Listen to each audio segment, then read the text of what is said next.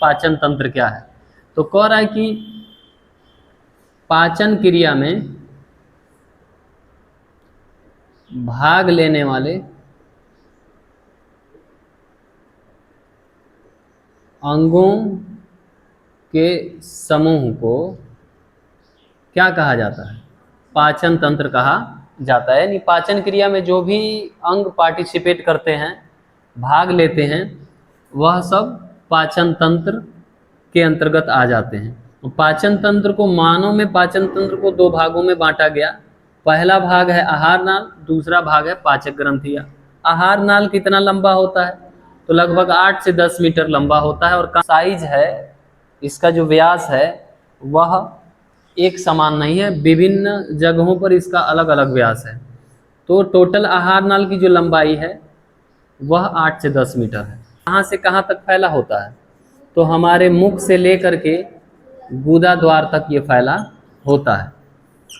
आहार नाल में कौन कौन से अंग आते हैं, तो मुख व मुख द्वार हो गया। फिर उसके बाद से क्या आता है, गर्शनी, गर्शनी के बाद से ग्रास नली, ग्रास नली के बाद से अमाशय, अमाशय के बाद से क्या आता है बच्चों, छोटी आंत, और उसके बाद से बड़ी आंत।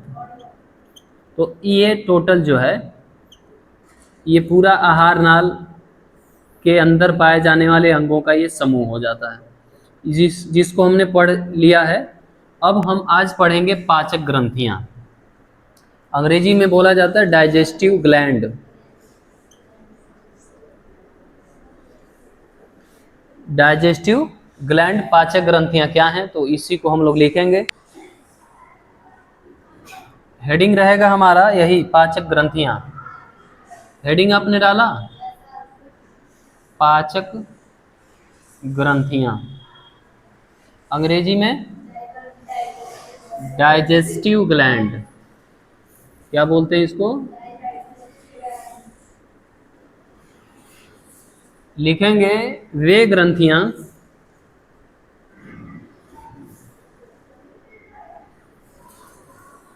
जो भोजन के पाचन हेतु, वे ग्रंथियां जो भोजन के पाचन हेतु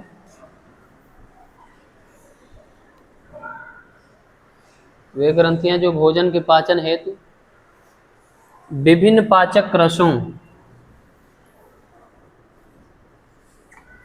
विभिन्न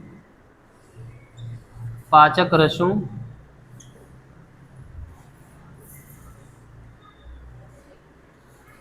एंजाइम्स कहा जाता है पाचक रसों को, एंजाइम्स का श्रावण करती हैं, पाचक ग्रंथियां कहलाती हैं।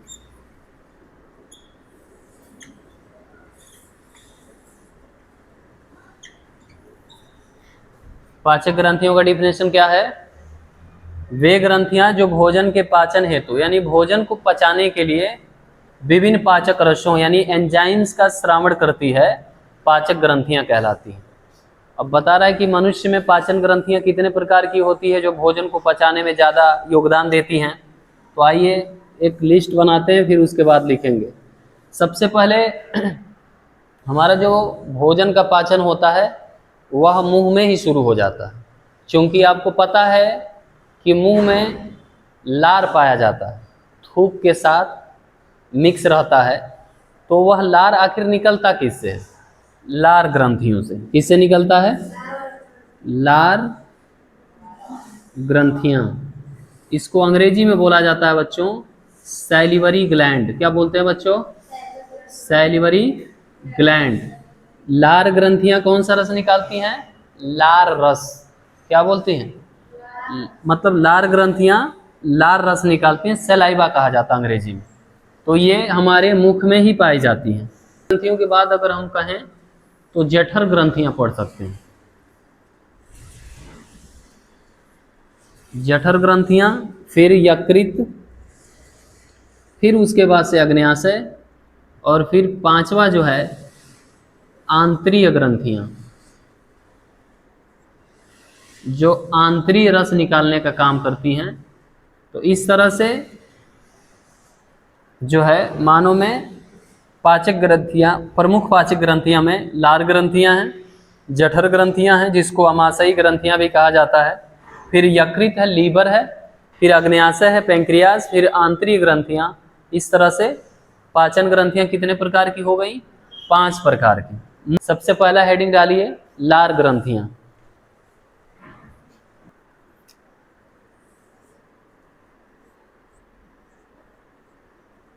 लार ग्रंथियां यानी सैलिवरी ग्लैंड।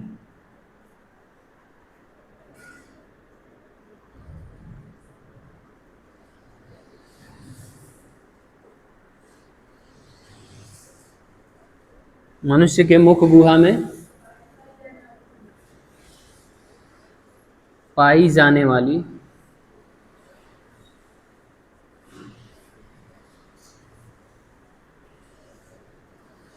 ग्रंथियां जो लार रस का श्रावण करती है, जो लार रस का श्रावण करती है, लार ग्रंथियां कहलाती है। लार ग्रंथियां कहलाती हैं। ये 3 जोड़ी होती हैं। ये 3 जोड़ी होती हैं। पहला हम लिखेंगे कर्ण पूर्व ग्रंथियां, जिसको हम अंग्रेजी में बोलते हैं पैरोटिड ग्रंथियां।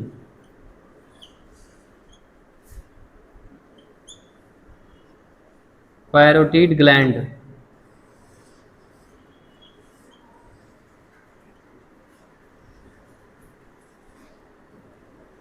ठीक है। ये चेहरे के दोनों पार्श्व भागों में, कान व कपोलों के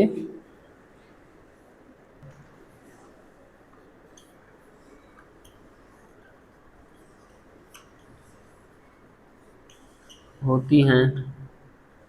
ये एक्सटेंशन की नलिका द्वारा मुख गुहा में खुलती है। दूसरे वाली का क्या नाम है बच्चों? अधोहनु ग्रंथियां, सब मैक्सिलरी ग्लैंड्स। ये निचले जबड़े के पश्च भाग में स्थित होती है। जो अधोहनु ग्रंथियां हैं वो कहाँ पाई जाती है? तो जो हमारा निचला जबड़ा होता है इसके पिछले वाले हिस्से में पाई जाती है।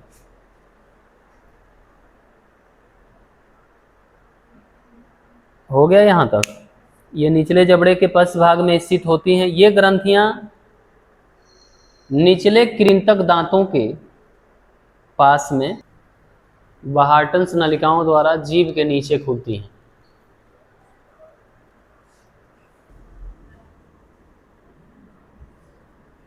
अधोजिह्वा ग्रंथियां, सबलिंगुअल ग्लैंड्स लिखें इसके बारे में। ये जीभ के ठीक नीचे स्थित छोटी तथा संकरी ग्रंथियां हैं। ये कई महीन रिबिनस या बार्थोलिन की नलिकाओं द्वारा मुख गुहा के फर्श पर आकर खुलती है। तो हम देख लें एक बार। लार ग्रंथियां, सैलिवरी ग्लैंड कहाँ पाई जाती है? तो कह रहा है कि मनुष्य का जो मुख गुहा है उसी मुख गुहा में ये पाई जाती है। और ये क्या करती है, तो लार रस निकालती है, सलाइवा निकालती है।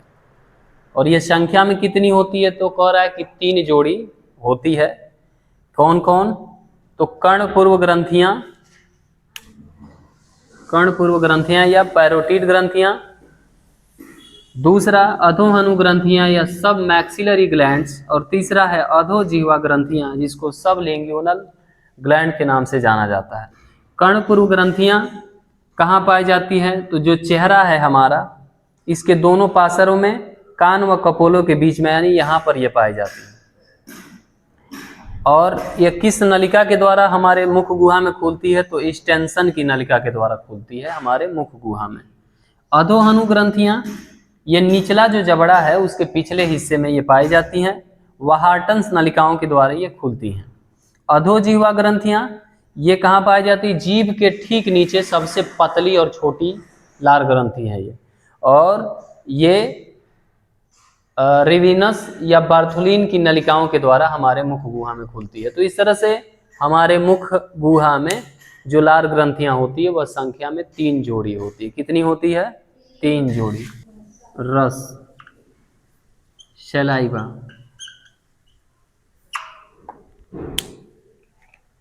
लार में श्लेष्म व लाइसोजाइम व टाइलिन नामक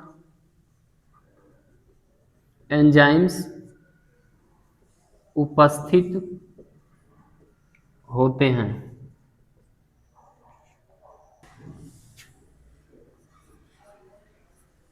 लार में उपस्थित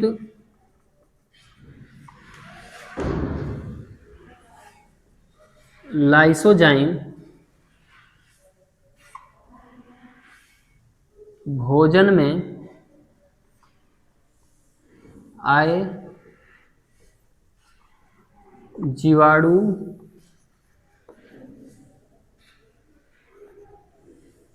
जीवाणुओं को नष्ट।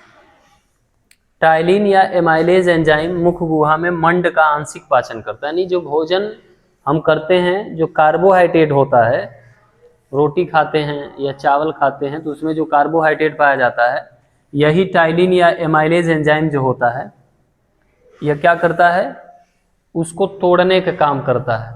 मंड को और ज़्यादा सरल घटकों में तोड़ने का काम करता है।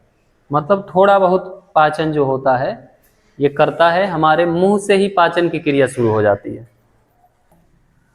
आमाशयी या जठर ग्रंथियां, क्योंकि हम मुंह से अब जाएंगे पेट के तरफ पाचन के लिए, क्योंकि मुंह के बाद से गर्सनी आता है, गर्सनी के बाद ग्रास नली, भोजन की नली, जो भोजन को अमाशय तक लेके जाती है। लेकिन गर्सनी या ग्रास नली में कोई पाचक ग्रंथि नहीं होती, इसमें भोजन का पाचन नहीं होता। तो मुंह से जो भोजन है पचता है थोड़ा बहुत मुंह में ही। उसके बाद से भोजन जो होता है अमाशयी ग्रंथियां, यानी हमारे अमाशय में आता है, और वहाँ पर जो जठर ग्रंथियां पाई जाती हैं वह जठर रस निकालती हैं, उन्हीं से भोजन का पाचन होता है। अंग्रेजी में इसको बोलते हैं गैस्ट्रिक जूस। इसको ग्रंथियों को बोला जाएगा ग्लैंड, गैस्ट्रिक ग्लैंड।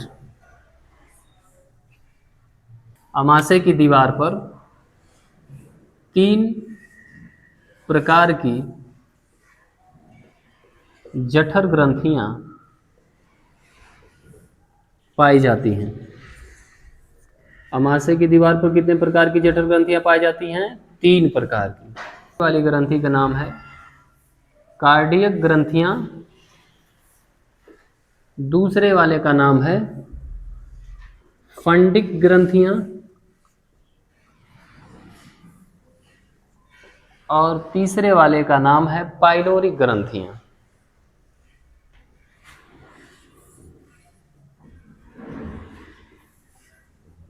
पाइलोरिक ग्रंथियां मतलब अमाशयी ग्रंथियां जो है या जठर ग्रंथियां वो 3 प्रकार की होती हैं।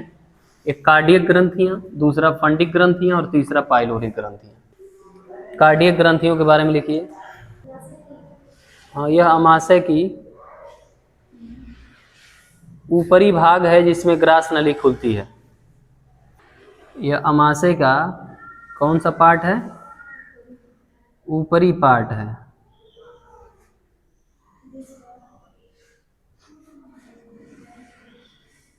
ये है पाइलोरिक पार्ट, ठीक है। ये अमाशय है, पेट है। ये ऊपर वाला अब बता रहा है कि जिसमें ग्रास नली आकर के खुलती है, तो ये ऊपरी पार्ट जो होता है यही कार्डियक ग्रंथियों वाला पार्ट है। ये कार्डियक भाग है चूंकि, और ये फिर यहाँ पर फंडिक भाग है, फिर पाइलोरिक भाग है, और जो बच गया बाकी शेषाग्र है। यहाँ जो होती हैं यह अमाशय का सबसे ऊपरी भाग होती है, यहीं पर पाई जाती हैं, और ग्रास नली जिसमें खुलती है। दूसरे के बारे में लिखेंगे फंडिक ग्रंथियों के बारे में।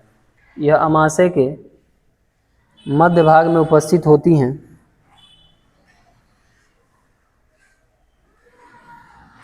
जो जठर रस बनाती हैं। पाइलोरिक ग्रंथियां, पाइलोरिक ग्रंथियां सबसे नीचे वाली पार्ट की ग्रंथ, मतलब अमाशय का सबसे निचला हिस्सा जो होता है वही पाइलोरिक भाग कहलाता है। इनसे केवल श्लेष्म का श्रावण होता है, जो विभिन्न पाचक रसों एवं HCl से अमाशय की दीवार की सुरक्षा करता है। लिखिए, जठर रस जठर ग्रंथियों से स्रावित पाचक रस है, जिसमें 97 से 99% जल, 0.2 से 0.5% HCl तथा पेप्सिन, जठर लाइपेज, रेनिन आदि एंजाइम तथा पेप्सिन, जठर लाइपेज, रेनिन आदि एंजाइम्स श्लेष्म के साथ पाए जाते हैं। इसकी pH 2 से 3.5 होने के कारण यह अम्लीय होता है।